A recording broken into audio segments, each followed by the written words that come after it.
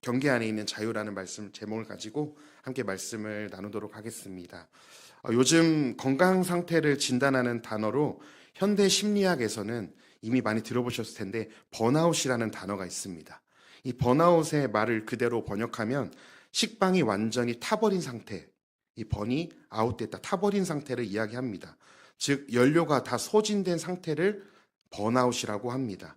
즉 어떤 일에 지나치게 몰두하던 사람이 극심한 신체적, 정신적 피로를 느끼면서 갑자기 무기력해지는 상태를 번아웃이라고 이야기하는데요. 우리나라 말로를 이 단어를 번역하면 탈진 증후군, 소진 증후군으로 볼 수 있습니다. 이렇게 번아웃의 중심을 겪는 사람들의 특징은 겉으로 보기에는 멀쩡해 보여도 속은 이미 많이 지쳐 있는 것을 검사를 통해서 알게 됩니다. 최근에는 이 체성분 검사, 인바디 검사나 혈액 검사를 통해 겉모습과는 전혀 다르게 근육은 부족하고 염증 수치는 높고 수면 부족과 스트레스, 또 몸의 균형이 무너진 사람들이 많다는 결과물이 나오고 있습니다. 그래서 요즘 건강 관리는요, 단순히 살을 빼거나 외모를 가꾸는 것이 아니라 잠을 잘 자고, 그리고 먹을 것을 잘 절제하고 꾸준히 움직이며 몸 안을 돌보는 것을 가장 중요하게 말합니다. 그런데 우리 신앙을 세우는 것도 그런데 이렇게 몸을 돌보는 것도 너무 어려운 것 같습니다. 저도 아직 나이가 젊은데요. 고지혈증 판정을 받고 지금 열심히 좀 나름 노력을 하고 있거든요. 그래서 참 이게 먹을 것을 절제하고 또 제때 자고 이게 말로는 쉬운데 우리 몸을 잘 가꾸는 것도 정말 쉽지는 않은 것 같습니다. 오늘 본문에도요. 하나님께서 아담을 에덴 동산에 두시면서 하신 말씀이 바로 이것이었습니다. 아무것도 하지 말고 누려라가 아니었고 에덴 동산을 잘 경작하고 지키라고 말씀하셨습니다. 에덴은 그냥 방치해도 유지되는 곳이 아니라 맡겨진 사람의 책임 있게 돌보고 지켜야 할 곳이 바로 하나님께서 아담을 두신 에덴 동산이었습니다. 그리고 이 말씀은 오늘날 살아가는 저와 성도님들에게도 그대로 주어지는 말씀입니다. 그렇다면 오늘 말씀을 통해 오늘날 우리에게 허락하신 에덴은 무엇이며 그 에덴을 경작하며 지킨다는 것은 무엇을 의미하는지 하나님의 뜻을 살펴보며 함께 은혜를 나누고자 합니다. 오늘 말씀 15절 상반절에 보니까 이렇게 이야기합니다. 여호와 하나님이 그 사람 아담을 뜻하죠. 아담을 이끌어 에덴 동산에 두어라고 말씀하십니다. 이 문장을 원어로 직역하면 여호와 하나님이 그 사람을 데려다가 에덴 동산에 두셨으니라는 뜻입니다. 먼저 이 상반절에 여호와께서 하나님의 사람 아담을 이끄십니다. 그리고 그 아담을 어디에 두셨죠? 에덴 동산에 두십니다. 여기서 이끌다라는 단어 안에는요, 바로 택하다, 인도하다라는 의미가 있습니다. 또한 두어라는 단어에는 머물다라는 의미가 있지만 적극적으로는 평안하다, 안식하다라는 의미가 담겨 있습니다. 즉 하나님께서 아담에게 생기를 직접 불어넣으시고 그 아담을 택하셔서 인도하셔서 에덴 동산의 평안과 안식 가운데 머물게 하신 것입니다. 여기서 주체는 온전히 하나님이십니다. 아담을 지으신 것도 하나님이시고 그를 이끌어서 에덴 동산에 두신 것도 하나님이십니다. 풍성한 열매가 있는 나무와 아름다운 강이 넘쳐나는 에덴 동산에 이르기까지 아담이 한 공로나 노력은 아무것도 없습니다. 오직 하나님의 이끄심이요, 택하심이요, 허락하심이었습니다. 어쩌면 저와 성도님들도 아담의 부르심과 동일한 것 같습니다. 많은 종교나 신들 중에 우리가 예수라는 그 신을 선택한 것이 아닙니다. 내가 선택한 것 같고 내가 결정하여 교회로 발걸음을 옮긴 것 같지만 성경은 그렇게 이야기하지 않습니다. 요한복음 15장 16절에서는 이렇게 예수님께서 말씀하십니다. 너희가 나를 택한 것이 아니요 내가 너희를 택하여 세웠나니라고 예수님은 말씀하십니다.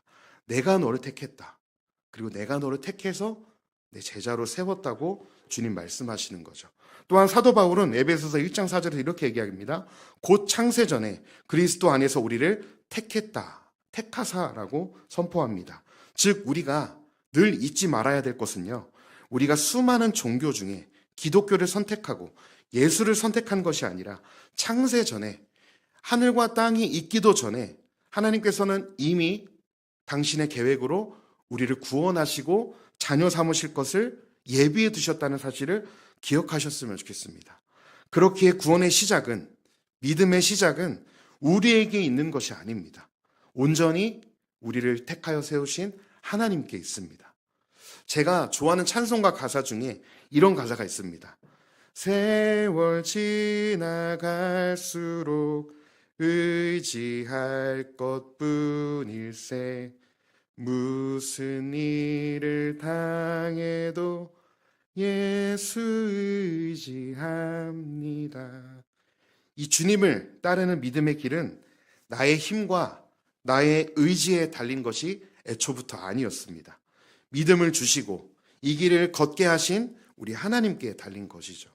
그래서 우리가 죄인이고 연약함에도 우리를 택해 주셨고 교회를 삼아 주신 하나님을 기억하면서 나의 힘과 나의 노력이 아니라 그분의 힘과 능력을 의지하시는 성도님들이 되셨으면 좋겠습니다. 계속해서 오늘 말씀 15절 하반절을 보니까요, 하나님께서 아담을 에덴 동산에 두신 이유를 알려주고 계십니다.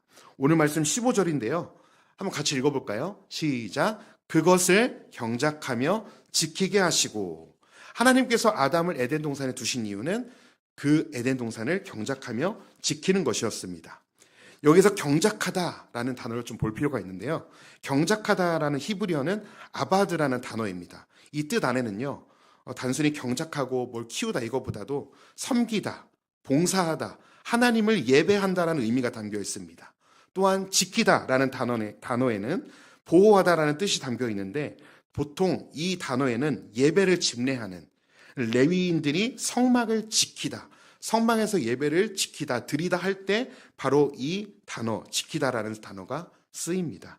즉 아담이 에덴 동산에서 부여받은 사명은 단순히 먹기 좋은 나무의 열매를 먹고 깨끗한 강물을 마시며 안식만을 누리는 것이 아니라 하나님의 기쁨을 위해 예배하며 섬기며 하나님의 중요한 속성인 거룩을 지키는 일이 바로 아담이 에덴 동산에서 해야 되는 일이었습니다. 즉 하나님을 대신해 하나님의 창조 세계를 관리하는 거룩한 청지기가 바로 아담이었습니다. 오늘날 우리는 성령 시대를 살아갑니다. 그렇다면 오늘날 성령 시대를 살아가는 우리에게 우리가 경작하고 지켜야 할 에덴은 어디일까요? 우리의 에덴은 어떤 장소적 의미뿐은 아닙니다. 이제는 관계적인 의미로 우리에게 이루어졌습니다. 구속사 흐름에서 쭉 보면 에덴은 먼저 하나님과 아담이 함께하는 장소였고요. 그 장소가 모세 시대 때에는 성막과 성전으로 특정 장소에 하나님께서 임재하시는 장소로 바뀌어졌으며, 이제는 예수 그리스도께서 말씀이 육신되어 오셔서 십자가의 순종하심을 통해 완전한 성전을 이루셨습니다. 그리고 이제는 성령을 보내셔서 성령이 우리 안에 거하심으로 성도님들과 저 모두 각자가 성령이 거하시는 전, 성전이 되었습니다. 그래서 고린도전서 3장 16절은 이렇게 말합니다. 너희는 너희가 하나님의 성전인 것과 하나님의 성령이 너희 안에 계시는 것을 알지 못하느냐. 성령 시대를 살아가는 우리의 에덴은 어떤 특정 예배, 장소뿐만 아니라 성령님이 거하시는 내 자신입니다. 다시 말씀드립니다. 우리가 경작하고 지켜야 할 에덴은 바로 성령이 거하시는 내 각자의 자신입니다. 성령이 거하시는 내 마음과 삶을 예배로 경작하고 말씀과 거룩함으로 지켜야 할 책임이 저와 성도님들에게 있는 것입니다. 그러면 성령님이 거하시는 우리 각 사람이 이 시대의 에덴이라면 오늘날 우리가 성령을 의지해서 경작하고 지켜야 할 구체적인 에덴이 무엇인지 살펴보겠습니다. 네, 첫 번째는요, 우리가 지켜야 할 에덴은 내 마음과 영혼입니다. 우리가 하나님께서 주시는 기쁨을 빼앗기지 않기 위해 성령을 근심하지 않기 위해서는 먼저 내 자신과 마음을 경작하고 지켜야 합니다. 이 시대를 살아가는 많은 그리스도인들은 여전히 수많은 비교와 바쁨 속에 살아갑니다. 요즘에는 너무 쉽게 비교하는 게 나타나는데요. 예전에는 뭐 가까운 이웃과 뭐 비교했다면 지금은 특별히 SNS를 보면 더 그렇습니다. 그리고 TV에 나오는 다른 사람이 잘된 일상, 성공한 모습, 행복해하는 연예인들의 삶을 보면서 나도 모르게 내 자신을 평가하게 됩니다. 아니, 저 사람은 뭐 하루가 멀다고 해외여행도 가고 또 비싼 데서 맛있는 음식도 먹는데 내 삶은 뭔가라고 우리는 너무나 쉽게 미디어를 통해서 SNS를 통해서 지금 다음 세대 자녀들은 SNS를 통해서 자신을 비교하며 깎아내리며 그런 삶을 살아가고 있습니다. 우리가 그렇게 비교하는 순간 감사는 사라지고요. 하나님이 내게 맡기신 자리와 사명은 보이지 않게 됩니다. 비교는 우리의 삶을 더 나아지게 만드는 것 같지만 사실은 지금 하나님이 주신 에덴, 기쁨을 보지 못하게 만드는 가장 빠른 길이 바로 비교인 것입니다. 두 번째, 우리가 마음을 지키기 왜 어려운가? 바쁨이 일상이 된 사회입니다. 요즘 현대 사회를 살아가는 젊은 청장년들의 삶에서 마음과 영혼을 지키기 힘든 이유는요. 바로 바쁨입니다. 이제 밥 세끼 걱정하던 시대는 이미 끝났습니다. 그래서 젊은 청장년들의 고민을 담고 있는 한 책에서는요. 요즘 청장년들의 삶을 무너뜨릴 존재를 이렇게 정의합니다. 한번 잘 들어보십시오.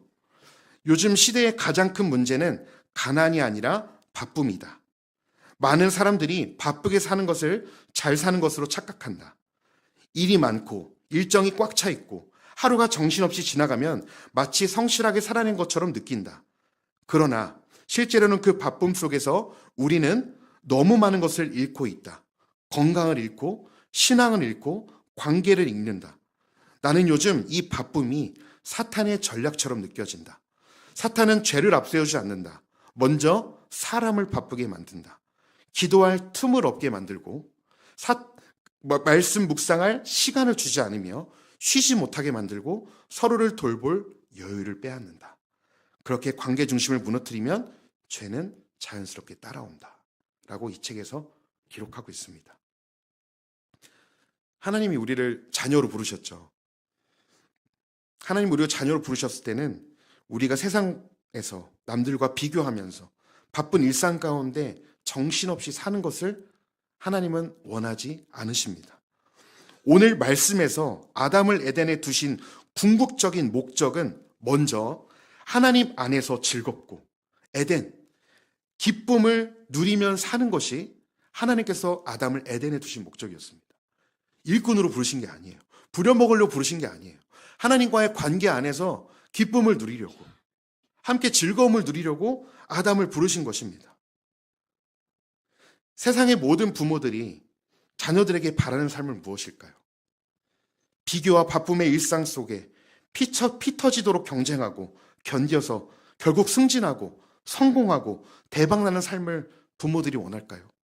어쩌면 그런 부모들이 있을 수도 있어요.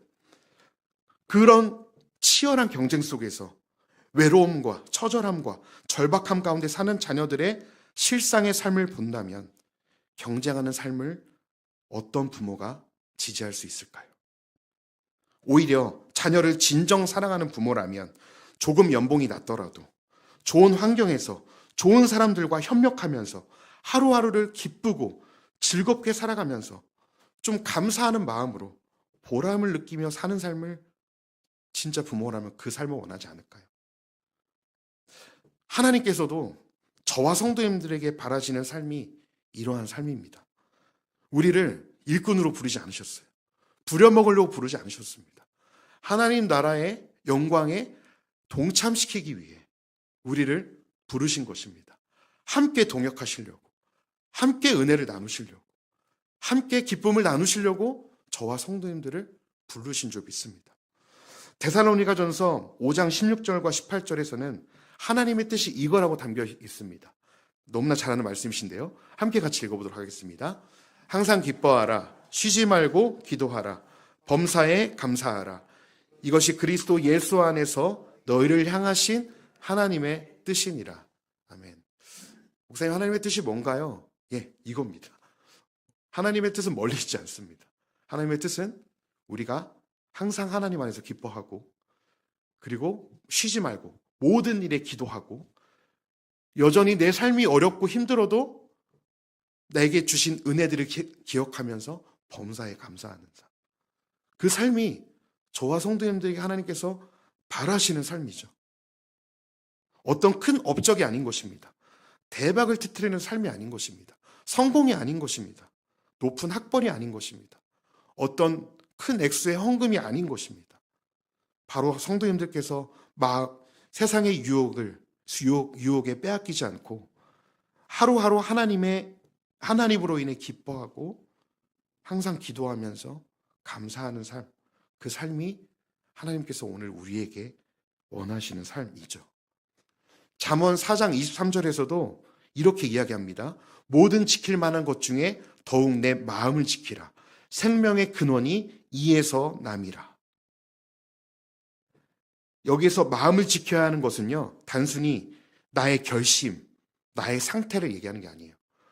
굳은 심지를 가져라, 이 얘기가 아닙니다. 지혜의 근본이신 하나님의 말씀을 따를 마음을 지키라는 거예요. 너 하나님 말씀대로 살 거야? 아니면 네 마음대로 살 거야? 근데 하나님 말씀대로 살아야 네가 형통할 거야. 어떻게 할래? 너가 그 하나님 말씀대로 살 마음을 지켜라라고 잠언은 이야기하는 것이죠. 하나님 말씀을 따르는 그 마음을 지키며 살아갈 때 우리의 삶에 하나님으로부터 오는 생명의 근원이 난다는 말씀입니다. 사랑하는 승인의 성도님들, 믿음을 지키기 너무 어렵습니다. 기쁨을 쉽게 잃어버리는 이 시대 가운데 바쁘더라도 말씀을 묵상하는 시간, 기도하는 시간을 떼어서 드려야만 합니다. 어렵지만 그 시간을 조금씩 떼어 드리기 시작할 때 결국에는 그 말씀이 나를 지키고 결국에는 그 기도가 나로 인해서 기쁨을 빼앗기지 않게 하는 줄 믿습니다. 두 번째, 우리가 지켜야 될 것은요, 가정과 일터입니다. 하나님께서 우리를 보내신 에덴은 가정과 각자의 일터일 것입니다. 가정은 특별히 최초의 교회이며 하나님께서 다스리시는 작은 에덴이 바로 가정입니다. 창세기 3장을 보면 뱀은 하와를 유혹하고요, 아담과 하와는 선악과를 먹음으로 인류 최초의 타락을 경험합니다. 이것은 단순한 개인의 실수가 아니라 하나님께서 세우신 최초의 가정이 무너진 사건이었습니다. 뱀은 죄로부터 들이밀지 않았습니다. 먼저 하나님의 말씀을 의심하게 했고 하나님의 경계를 왜곡하게 했습니다. 정령 죽지 않는다. 너 이거 먹어도 죽지 않아. 하나님이 이거 먹으면, 선악과를 먹으면 하나님처럼 될까 봐 그런 거야. 거짓으로 유혹하죠. 그 결과 가정 안에는 책임의 전가가 생기고요, 하나님과의 관계는 멀어지고요, 에덴이었던 기쁨으로 가득했던 가정은 두려움과 수모의 공간으로 바뀌어 버립니다. 처참하게. 사탄의 전략은요, 지금도 동일합니다. 오늘날도 우리의 가정과 일터를 무너뜨릴 때 먼저 말씀이 멀어지게 하고요, 기도의 여유를 빼앗고요, 기준을 흐리게 만들어 버립니다. 이 정도는 괜찮아. 다 그렇게 살잖아. 이번 주에 가서 또 회개하면 되지. 하나님 긍휼이 많으시다며. 이렇게 우리를 흐릿하게 만들어 버리죠. 그렇게 하나님의 말씀이 삶의 중심에서 밀려날 때 우리도 모르는 사이 다시금 우리의 삶에서 선악과를 선택하게 됩니다. 가정에서 기준이 내가 기준이 되고 일터에서의 기준이 성공과 효율이 하나님의 자리를 대신하는 것이 되게 됩니다. 그러나 하나님께서 가정과 일터를 주신 목적은 우리가 늘 기억해야 됩니다. 에덴과 동일합니다. 왜 우리에게 가정과 일터를 보내셨을까요? 그것은 하나님과 함께 동행하는 삶입니다. 사랑하는 성도님들, 가정과 일터를 경작하고 지킨다는 것은 완벽하게 사는 것이 아닙니다. 다시 하나님의 말씀 앞에 서는 것입니다.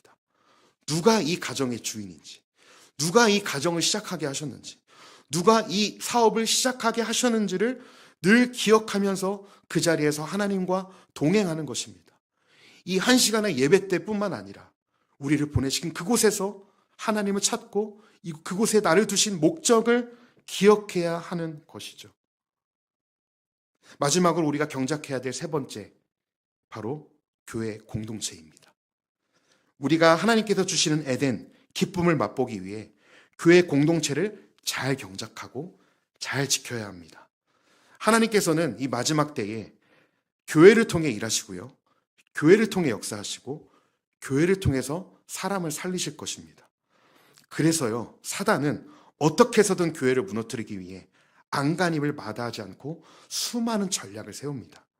그것 중에 가장 큰 전략이 무엇일까요? 교회를 어떻게 하면 가장 크게 무너뜨릴 수 있을까요? 그것은 바로 말씀입니다. 말씀의 은혜를 받지 못하고 말씀을 깨닫지 못하게 하는 것입니다. 예배를 통해 살아계신 하나님을 만나지 못하고 말씀을 통해 나에게 주시는 그 하나님의 뜻을 깨달아야 교회가 살아나는데, 말씀을 통해 은혜를 받지 못하면 성도는 세상에서 무기력한 채 그냥 주일이니까 예배를 드리고 교회에서 봉사자가 부족하다고 하니 봉사하는 기쁨을 잃어버린 신앙생활을 하게 됩니다. 결국 삶에서도 말씀이 없게 되면 사단에게 날마다 그 거짓 메시지에 패배하며 살아갈 수밖에 없는 것이 저와 성도님들의 삶입니다.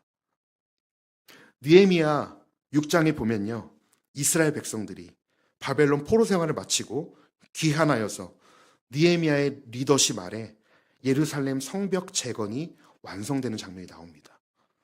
그러나 문제가 여전히 남아 있었습니다. 적으로부터 보호해줄 성벽은 세워졌지만 영적인 삶은 여전히 무너진 상태였습니다. 왜냐하면 이스라엘 백성들이 하나님의 말씀을 잃어버린 채 살아온 세월이 훨씬 더 길었기 때문에 그렇습니다. 외적인 성벽 회복은 있었지만 내적인 말씀 회복은 아직 이었습니다.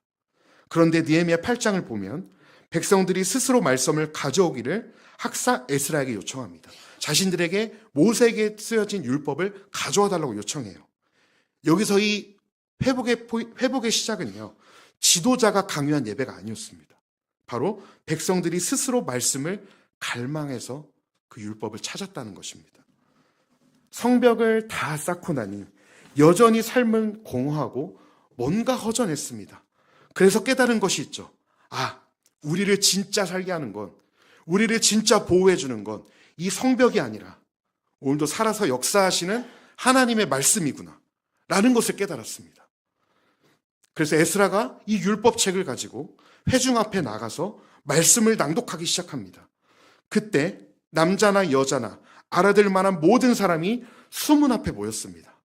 그리고 에스라가 새벽부터 정오까지 모든 사람 앞에서 말씀을 읽었고 백성들이 그 율법책에 귀를 기울이기 시작합니다. 이 율법의 말씀은 단순히 들은 것에서 그치는 것이 아니라 에스라가 하나님의 율법을 낭독하고 그 뜻을 해석하여 백성에게 그 낭독한 것을 다 깨닫게 합니다. 그리고 그 말씀을 깨닫게 되자 수문에 모인 이스라엘 백성들이 울기 시작합니다. 감정이 터져나가기 시작합니다. 이 말씀을 깨달음으로 자신들이 얼마나 하나님을 떠나 있었는지, 하나님께서 주시고자 하는 그 에덴, 기쁨을 잃어버리고 살아온 삶을 자각하게 된 것입니다. 기쁨을 잃고 순종을 잃고 예배가 짐이 되고 신앙생활이 형식이 되어버린, 껍데기만 남아버린 하나님과의 관계를 잃어버린 자신들의 모습을 말씀을 통해 보게 됩니다. 그때 울고 있는 이스라엘 백성들에게 총독 느헤미야가 이렇게 선언합니다. 느헤미야 8장 10절 말씀 함께 읽어보겠습니다. 이날은 우리 주의 성일이니 근심하지 말라. 여호와로 인하여 기뻐하는 것이 너희의 힘이니라 하고, 느헤미야는 백성들이 진심으로 눈물로 회개하는 모습을 보고 하나님의 회복하심을 보았고, 이제 더 이상 슬퍼하지 말고 근심하지도 말고 여전히 우리를 용서하시고 사랑하시는 여호와 하나님으로 인해 기뻐하라 하고 선포합니다. 성벽이 세워졌기 때문이 아니라 우리의 삶의 환경이 좀 더 나아졌기 때문이 아닙니다. 여전히 나를 붙들고 계시는, 여전히 나와 함께하고 계시는 여호와 하나님으로 인해서 기뻐하라는 것이죠. 지금 나의 신앙생활이 전혀 즐겁지 않고 예배와 교회 사역이 무거운 짐처럼 느껴지며 기쁨이 사라지고 있다면 돌아봐야 됩니다. 다른 외부적인 것보다 먼저 내 안에 하나님의 말씀의 부재 때문인가를 돌아봐야 합니다.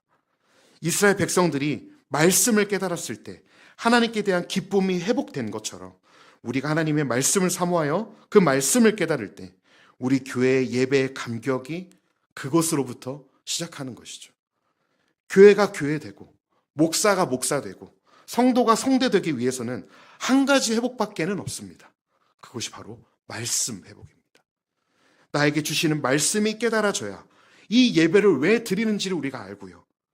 교회 봉사가 진정 하나님의 영광이 드러나는 봉사가 되는 줄 믿습니다.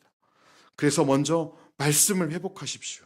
신앙생활의 모든 출발점이 말씀 회복으로부터 있습니다. 바라기는 예배 때 선포되는 말씀이 누가 전하고 어떤 본문이든 모든 말씀을 하나님께서 오늘 나에게 하는 말씀이라 여기고 받으셔서 말씀을 깨달음으로 교회에서도 세상에서도 하나님이 주시는 기쁨을 누리는 수인교회 성도님들이 되셨으면 좋겠습니다. 마지막으로 16절과 17절 말씀을 보니 하나님께서 그 사람 아담에게 명하시고 계시는데요. 이렇게 이야기하십니다. 이르시되 동산 각종 나무의 열매는 내가 임의로 먹되 선악을 알게 하는 나무의 열매는 먹지 말라. 내가 먹는 날에는 반드시 죽으리라 하시니라. 하나님은 아담에게 에덴을 맡기시면서 한 가지 경계를 주십니다.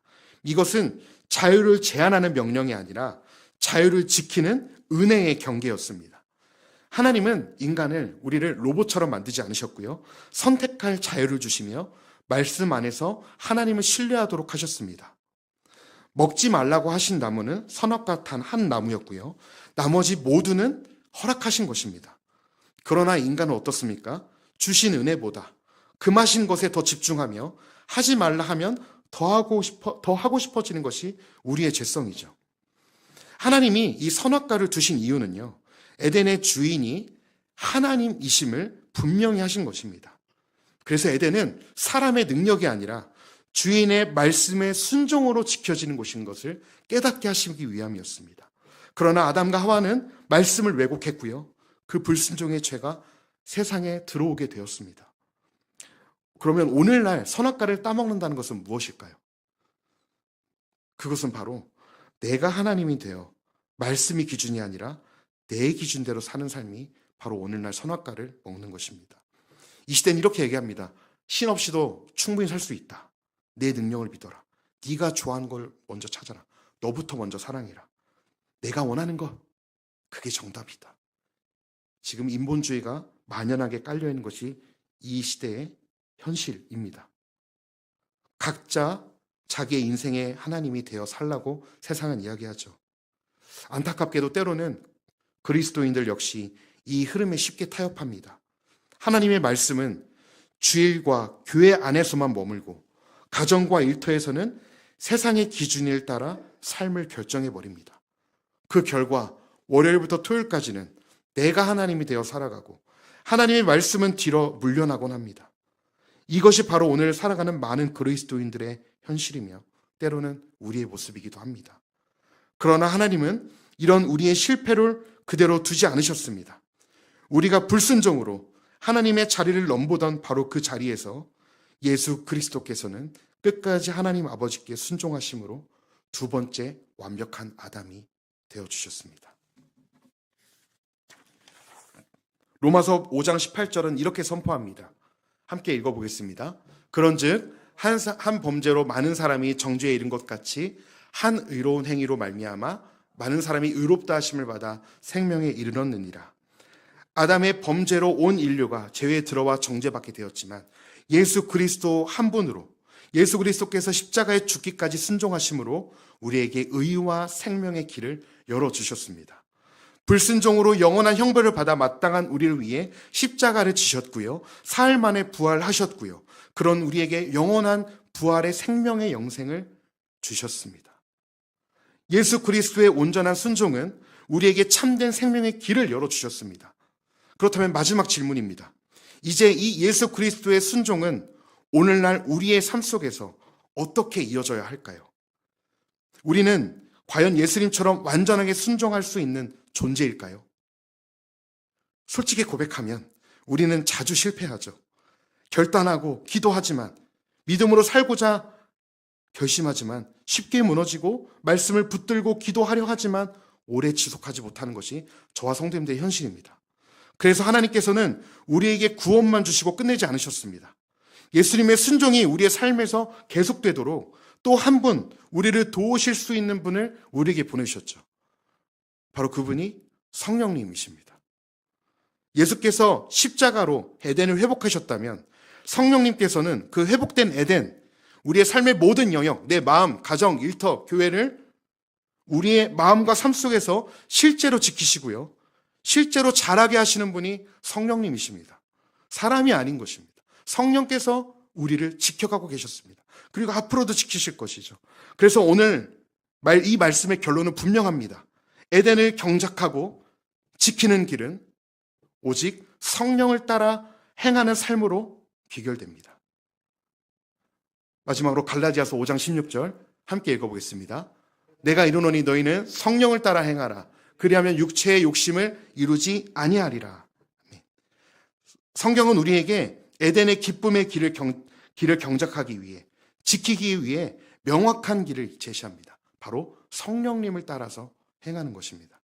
우리가 성령님께 내 삶을 내어드리며 그분의 가르침과 뜻대로 순종하며 나아갈 때 결코 육체의 욕심을 이루지 않게 될 것이라고 성경은 이야기합니다. 우리가 먼저 성령님께 날마다 나의 연약함, 죄악들, 아무도 모르는 내 쓴뿌리들을 고백하며 나를 온전히 강권적으로 이끌어 주시길 성령께 간구해야 합니다. 말씀을 정리하겠습니다. 사랑하는 승인 성도님들, 내 의지로만, 내 믿음으로만 우리는 하나님께서 허락하신 에덴을 경작하며 지킬 수 없습니다. 날마다 이렇게 고백해야 합니다. 성령님, 오늘도 제 마음과 가정과 교회를 지켜주십시오. 그래서 내 삶에 하나님의 에덴, 기쁨이 날마다 회복되게 해주십시오. 성령님, 나의 작은 걸음도 이끌어 주십시오. 우리는 그렇게 날마다 성령님께 의존하는 삶을 살아야 합니다. 이 귀한 고백으로 하루를 살아갈 때 하나님께서 나에게 맡기신 에덴은 결코 무너지지 않을 것입니다. 우리가 성령님을 따라 살아갈 때, 성령님을 의지하여 살아갈 때, 성령의 충만함을 구하며 살아갈 때 우리의 에덴은 더 풍성하게, 더 아름답게 확장될 줄로 믿습니다. 그래서 성령의 인도하심 속에서 더욱 풍성하고 아름다운 주님의 에덴을 맛보시는 저와 성도님들의 삶이 되시기를 간절히 소망합니다. 기도하겠습니다.